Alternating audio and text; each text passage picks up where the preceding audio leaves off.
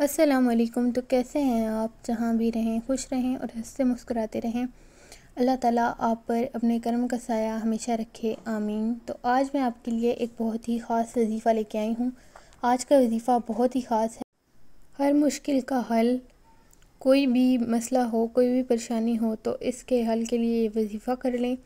ये वजीफ़ा बहुत छोटा सा है लेकिन बहुत ही करामत वजीफ़ा है।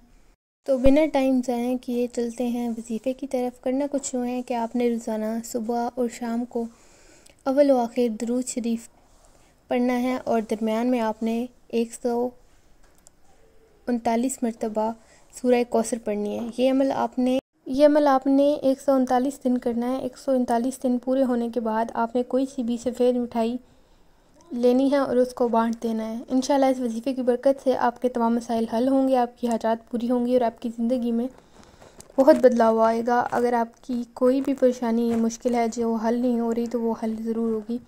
उम्मीद है आपको आज की वीडियो पसंद आई होगी। एक नए वजीफ़े के साथ, एक नई वीडियो के साथ इंशाल्लाह फिर मिलेंगे। तब तक अपना रखिएगा ख्याल। अल्लाह हाफ़िज़।